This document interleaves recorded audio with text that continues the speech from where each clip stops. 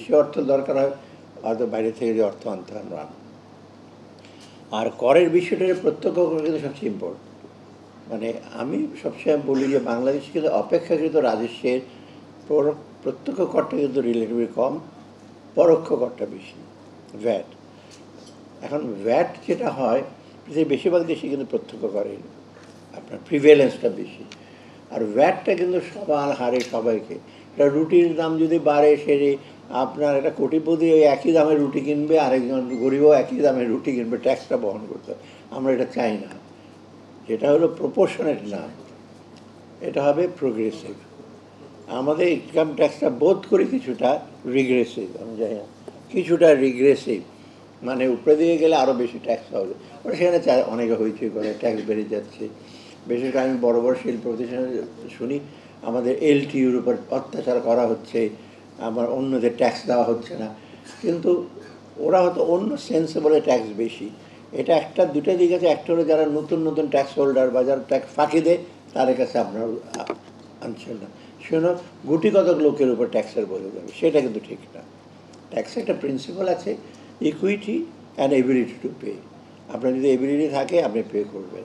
আর হলো একজন বেশি দেবে ট্যাক্স, আরেকজন কম দেবে, সেটা কিন্তু ঠিক না, মানে ক্রাইটেরিয়া অনুযায়ী আর কি। আপনজনদের কাপড়ের যত্নে আমার ভরসা যুগ যুগ ধরে এক্সপার্ট ডিটারজেন্ট জেট।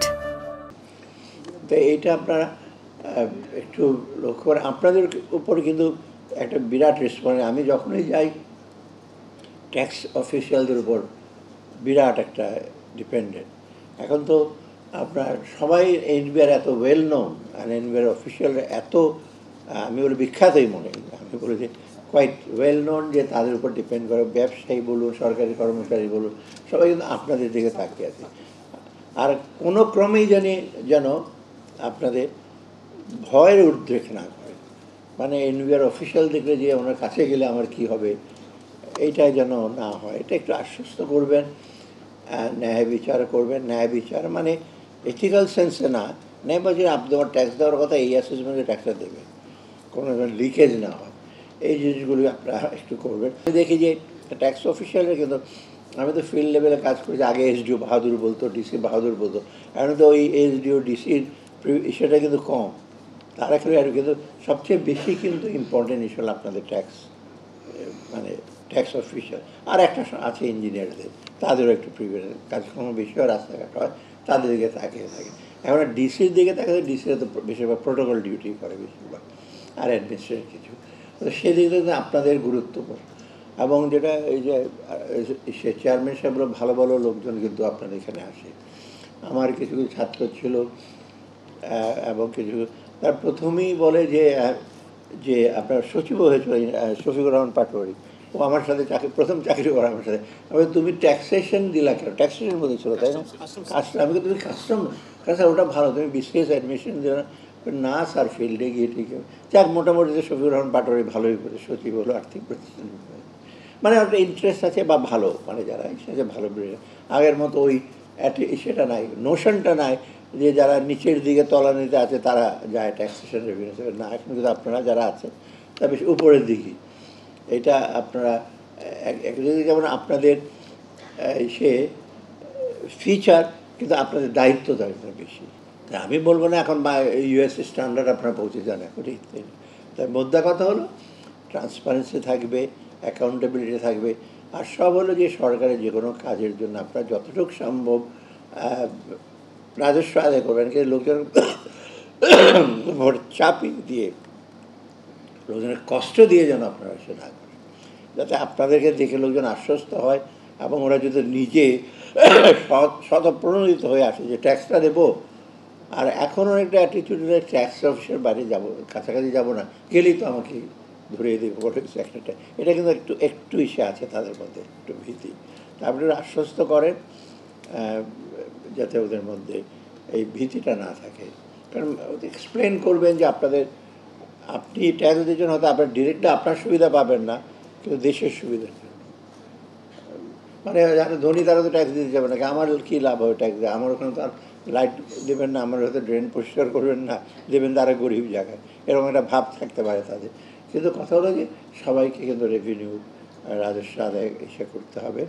এবং আমরা চাচ্ছি দেশকে একটু স্বয়ংসম্পূর্ণ করতে, কিন্তু 100% স্বয়ংসম্পূর্ণ হওয়ার মতো না, বাইরে থেকে আমাদের রিসোর্স আনতে হবে। কিন্তু এই যে এখন ইমিডিয়েটলি আমাদের চ্যালেঞ্জটা কিন্তু এই সংস্কারের মধ্যে একটা হলো রেভিনিউ রিফর্মটা আর ব্যাংকিং, এই দুইটা রিফর্ম সবচেয়ে বেশি। আর বাকিগুলো পলিটিক্যাল ফ্রন্টে আছে, সেগুলো অন্য দিক। কিন্তু এই দুইটা কিন্তু অর্থনৈতিক, এবং অর্থনৈতিক সমস্যা কিন্তু এখন সবচেয়ে বড়। একটা তো ল অ্যান্ড অর্ডার প্রবলেম আমরা ফেস করছি, কিন্তু সবচেয়ে বড় কিন্তু অর্থনৈতিক। এবং কালকে যে ইউএস টিম হবে 6 জন প্রায়, খুব হাই লেভেলে, ওরা প্রথমেই হলো যে অর্থনৈতিক ইস্যু। সেই জন্য এই কালকে এগুলো নিয়ে ডিটেল আলাপ হবে, পরশু দিনও কিছুটা আলাপ হবে। অর্থনীতি কীভাবে তারা সহযোগিতা করতে পারে, আমরা কী করব। অ্যাটলিস্ট আমি কালকে হয়তো কিছু বলতে পারি যে যখন ওই টিম থাকবে, ওদের অ্যাটলিস্ট ট্যাক্স রিফর্মটা হচ্ছে, আমরা শুরু করেছি। কথায় কথা হয়তো বলা যাবে যে আমরা ট্যাক্স অফিসারদের উজ্জীবিত করেছি, তারা ট্যাক্স উঠাবে, তখন কিছুটা আশ্বস্ত হবে। তাহলে কী কী করবো টাস্ক দিয়ে দিলাম, তা তো না বলবো যে দে আর উইলিং, সিরিয়াস। এবং সব ফ্রন্টে আমরা রাজস্ব সংস্কার এবং ওদিকে তো ব্যাংকিং আর্থিক সংস্কার আছে, অন্যান্যগুলো আছে, আমরা করব। এই ব্যাপারে আপনারা আমাদেরকে সহযোগিতা করবেন সেটি। এবং আমরা একটু চাই একটু দ্রুত, এমনি লোকজন একটু অস্থির হয়ে গেছে 1 মাস। আমাকে বলে 1 মাস হয়ে গেলেও তোমরা এখনও কি দেখাচ্ছ না পারফরমেন্স। যাও, আমি অ্যাটলিস্ট বলি যে আর্থিক ক্ষেত্রে মোটামুটি এই কালো টাকা সাদা করার জন্য এসে করেছি, ব্যাংকের ক্ষেত্রে রিফর্ম হচ্ছে, রেভিনিউতে রিফর্ম হচ্ছে। আমাকে কালকে একজন জার্নালিস্ট বললো, কালকে না পরশু, খুব ভালো বিখ্যাত, ভেরি ইস্যু, আমাকে বলে স্যার আপনার ক্ষেত্রে একটু দেখা যাচ্ছে আর্থিক খাত, ব্যাংকিং খাত আর এডুকেশন খাতে কিছু হচ্ছে, অন্যগুলো খাতগুলো কিন্তু আমরা ঠিক বুঝতে পারছি না। না, ওগুলো একটু সফট সেক্টর, সময় লাগে, স্বাস্থ্য বা অন্যগুলো। আর্থিক এটা ধরা যায়, রেজাল্টও পাওয়া যায়, তাই না? আর অন্য খাতগুলো কিন্তু একটু সফট সেক্টর বলে যে ওগুলো ধরা এবং ওগুলো ম্যানেজ করা একটু ডিফিকাল্ট। সোশ্যাল সেক্টর বা সোশ্যাল, এইগুলো একটু সময় লাগে। তো যা স্টার্টিং আমাদের মোটামুটি করেছি, এবং ভবিষ্যতে যেন আমরা দ্রুত আমাদের অবশ্য লক্ষ্য যেটা অর্জন করতে হবে, সেটা আপনাদের সবার জন্য আমার সবার সহযোগিতা দরকার।